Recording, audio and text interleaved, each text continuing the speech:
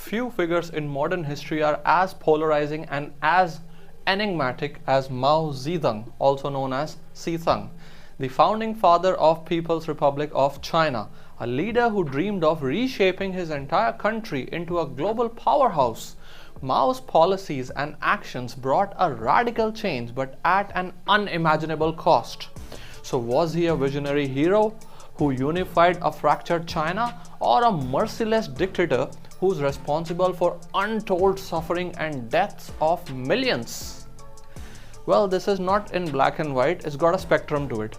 To fully understand Mao is to unravel a story of ambition, resilience, catastrophe, and controversy. So let's get to know a little more about him with a detailed analysis, which we are going to do in this video. Let's dive in. Mao Zedong's founding of the People's Republic of China on October 1st, 1949 was the sum total of decades of struggle and a vision to transform a fractured nation into a unified China. In a land ravaged by foreign invasions, civil war, and grinding poverty, Mao rose from humble beginnings to become a symbol of hope for the masses, for millions in fact. He saw the suffering of the poor peasantry, the forgotten backbone of China, and gave them a voice. Through promises of equality and of course action, Mao turned their despair into a revolutionary force. His guerrilla warfare tactics outsmarted the better equipped Kuomintang, which is China's nationalist party, his opposition of course, and his fiery propaganda inspired the loyalty among millions. Mao wasn't just fighting a war, he was in fact igniting a revolution, a movement.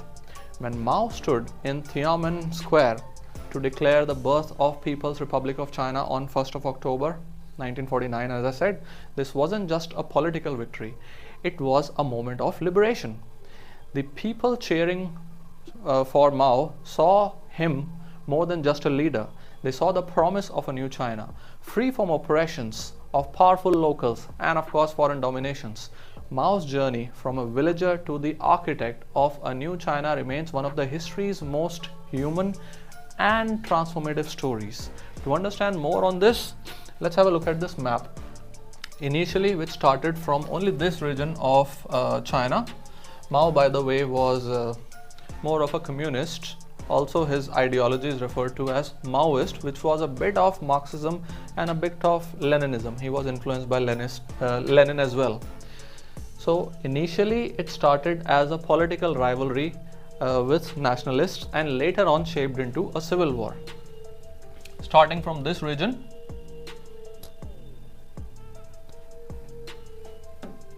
as you can see here, it picked up so much fame and popularity that by 1949, July, it spread further. And by October 1949, almost all of China was communist. In other words, in control of Mao, influenced by Maoism. So this map must give you an idea. And later on, he captured more land and nationalists were secluded only up to this area, and eventually they just wiped out of the history. Mao's land reforms were a revolutionary act that shattered centuries of feudal oppression and redefined rural China. Before the reforms, the vast majority of Chinese peasants labored under the crushing burden of landlord's domination, trapped in cycles of poverty and exploitation. Mao saw this injustice as both a social tragedy and an opportunity for revolution. Through the Communist Party's aggressive campaigns, land was seized from landlords and redistributed to millions of landless and poor peasants. These reforms were not just economic, they were in fact deeply personal. For the first time, peasants had a stake in the land they worked on, transforming their lives and livelihood.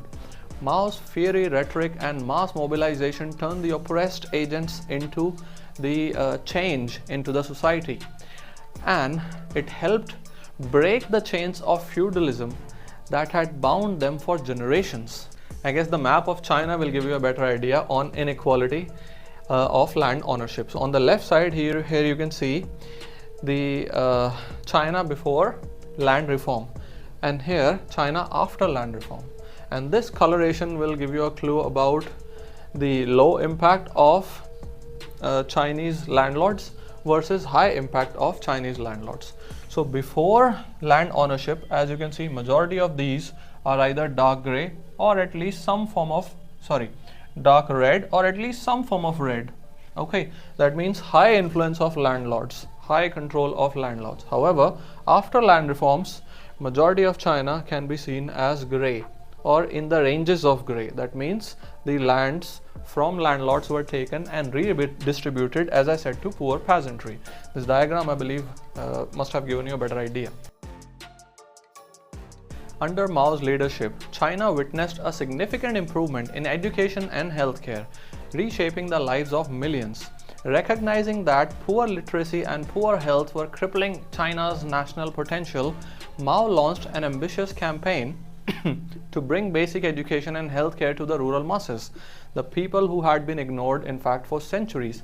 In education, as you can see here, the blue one, Mao's government implemented nationwide literacy campaigns and established schools in fact, the most of even the remotest areas, the remotest villages. And because of this, between 1949 and 1970s, literacy rate, as you can see here, skyrocketed from barely 20% to 80%, as you can see. Primary education became accessible to millions of children with a focus on creating a workforce that could contribute to industrial as well as agricultural modernization. In healthcare, Mao's policy brought doctors and health workers to rural areas through the initiatives like Barefoot Program. Basic healthcare became a right and not just a privilege under Mao. Vaccination campaigns, disease prevention campaigns, and public health education drastically reduced the deaths from infectious diseases like malaria and smallpox. Although, through limited resources and political campaigns like Cultural Revolution, they disrupted the progress a bit, but China's emphasis on education and healthcare laid the foundation for a healthier and more literate population. For many, these reforms symbolized dignity, hope, and a brighter future. To give in numbers regarding life expectancy, as you can see, this green one, in 1949, life expectancy was barely 35 years, which by 1975 rose to 63. You can see a dramatic upward surge. Mao's drive to industrialize China was a bold attempt to propel a struggling nation into modernity. While determined to break free from centuries of foreign domination and feudal stagnation, Mao envisioned a self-reliant China, industrial powerhouse built by the hands of its own people. The first five-year plan from 1953 to 57 brought factories, railways, and power stations to life, and it was fueled by the sweat and sacrifice of millions. Cities began to hum with new sound energy, and for many, it felt like the dawn of the new era. To get better idea, let's have a look at this map here, this graph here. Blue line depicts the production of steel in millions of tons. However, the dramatic surge can be seen in the green line, electricity production in billions of tons. As you can see, huge projects, 5-year plan, backyard furnace, large-scale hydropower stations, expansion of railways and their impact, increased heavy-duty industrial output, low-quality steel and labor diversion, improved electricity availability and enhanced connectivity and logistics. Mao's leadership was marked by a relentless commitment to ending foreign domination and asserting China's sovereignty on the global stage. Emerging from a century of humiliation where foreign powers ravished China for their own gain, Mao in fact transformed the China into a nation which is a symbol of resistance against imperialism. Domestically, Mao's policies rejected Western influence, promoting self-reliance and erasing remnants of colonialism. Internationally, he positioned China as a champion of anti-imperial movements. Under Mao, China supported liberation struggles like Asia, in Africa, in Latin America, offering ideological and material aid to countries fighting, say, colonial rule. The Korean War is a prime example between 1950 to 53, which marked China's bold entry onto the world's stage as Mao's troops pushed back US-led forces, signaling that China will no longer be subjugated. Mao also fostered ties with revolutionary leaders, spreading the influence of Maoism as an ideology overall. While his defiance of both Western and Soviet powers left China isolated somewhat, at times, it also forged an image of China as a self-reliant, as a resilient, and as an independent force.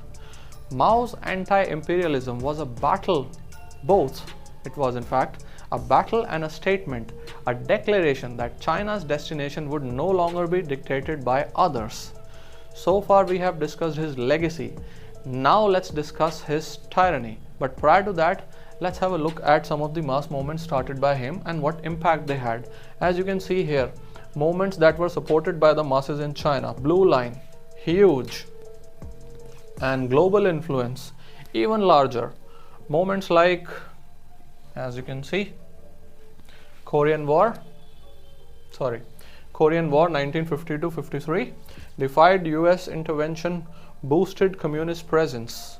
Vietnam War support 50s to 75, strengthened North Vietnam, weakened US influence. American liberation movements provided military and ideological support. Latin American revolutions promoted Maoist ideology and inspired revolutionaries. Did plenty of things. Mao's Great Leap Forward between 1958 to 62 was a bold and ambitious campaign to catapult China into an industrial and agricultural superpower, but it became the history's one of the most, I would say, greatest tragedies. Mao envisioned a utopia where a collective farms would yield unprecedented harvests and backyard furnace would produce steel to rival the world's best. The nation's people were mobilized, driven by promises of prosperity and equality as well. However, ambition soon turned into tragedy.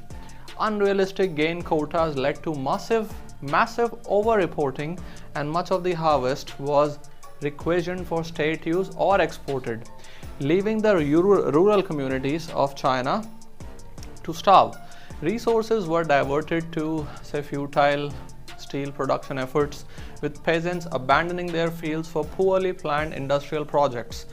Famine swept nationwide, claiming an estimated of 30-ish million lives, one of the deadliest man-made catastrophes in history.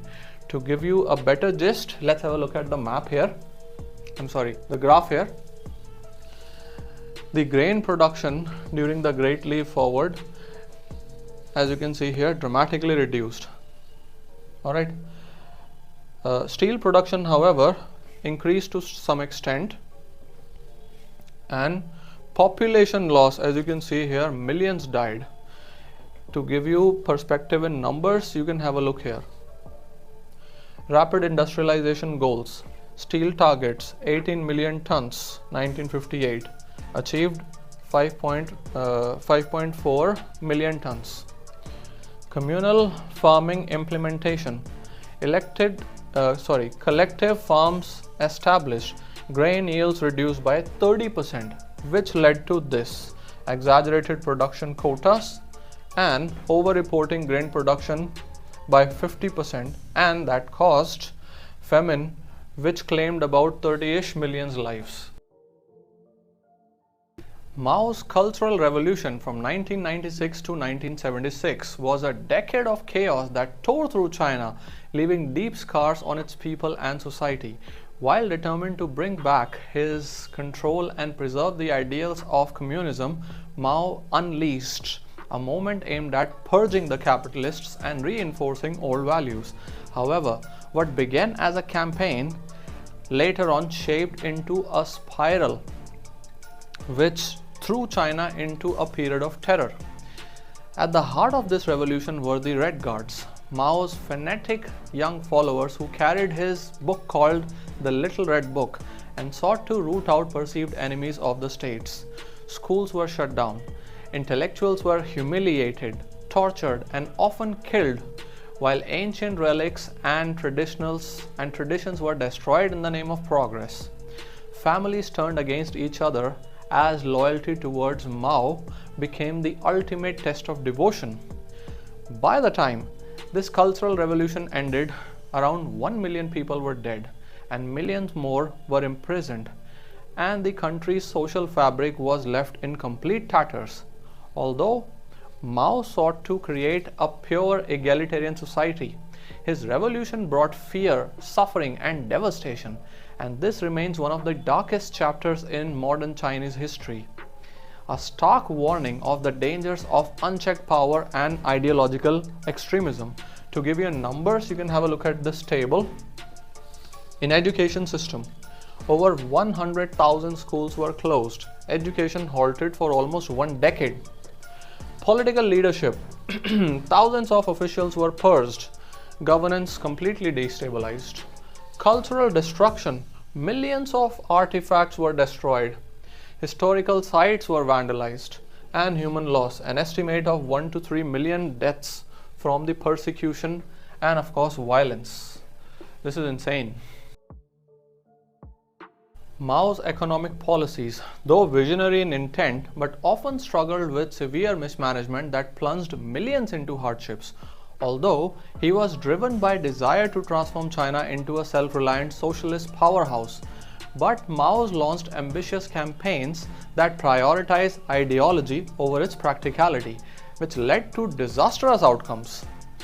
The Great Leap Forward, for example, between 1958 to 62. So it was a prime example of Mao's economic misjudgment, which resulted in deaths of approximately, I repeat, 30 million lives due to food shortages. I'm saying this repeatedly because it's insane. It's an insane number. Now, Mao's insistence on mass mobilization and centralized control often sidelined expertise and efficiency. Factories churned out low-quality goods, and forced standardization deteriorated farmers' productivity. Even during the Cultural Revolution between 66 and 76, that decade-old terror, economic progress stalled as industries were, disrupted, and skilled workers and intellectuals were completely purged. While Mao's policies laid some foundations for modernization, but the mismanagement and human cost often overshadowed these achievements. His economic experiments became a cautionary tale of what happens when ambition overrides practicality or pragmatism. Mao's political purges were a relentless storm of fear and betrayal as he silenced any dissent and tightened his grip on power. Ordinary citizens, teachers, intellectuals, and even trusted allies became targets in a terrifying cycle of accusation and violence. The anti-rightist campaign between 1957 and 59 tore through the intellectual class, labeling over 550,000 something critics as enemies of the state. These individuals were later publicly humiliated, imprisoned, and even exiled. The Great Leap Forward silenced officials who warned of famine, leaving millions to die in silence as the policies spiraled out of control. But the Cultural Revolution between 1966 and 77 was the height of terror. The Red Guards, as we discussed previously, were unleashed upon the masses. Families turned against one another. Over 1.5 million people lost their lives, and millions suffered in labor camps. Even top leaders like Liu Shaoqi, something like this, was stripped of power, humiliated, and left to die in isolation. Now, this was a generation which was filled with paranoia, consumed with paranoia. One wrong word could mean exile, torture, or death. Mao's purges didn't just crush dissent, they tore apart the trust of the people and humanity of a nation. To give you perspective here, have a look at this. Deaths from famine and persecution. About 45 million deaths were caused by Mao's policies. Labor camp imprisonments. Millions were sent to labor camps, high mortality rates, psychological impact on society. Generations were impacted by fear, trauma, and cultural erasure. So Mao's story is one with contradictions. On one hand, he laid the foundation of modern China, giving it the independence and a central government capable of long-term planning. His radical reforms sought to create a society free of any exploitations and foreign dominations. However, on the other hand, his extreme policies and authoritarian leadership led to some of history's worst humanitarian disasters. The Great Leap Forward and Cultural Revolution stand as a stark reminder of the cost of unchecked power and ideological zeal. So let's count it. Unification of China, yes, a positive thing, we'll give 1 point. Industrial growth, steel production increased from 1.35 million tons in 1950 to 60 million tons by 1980, 2 points. Cultural destruction, over 250 temples were destroyed, millions of artifacts were lost, minus. Human loss, approximately 45 million deaths were caused by Mao and his policies during famine and further persecutions. Mao's legacy remains deeply divisive. To some, he is the father of modern China, the revolutionary leader who unified a fractured China and inspired the oppressed around the world.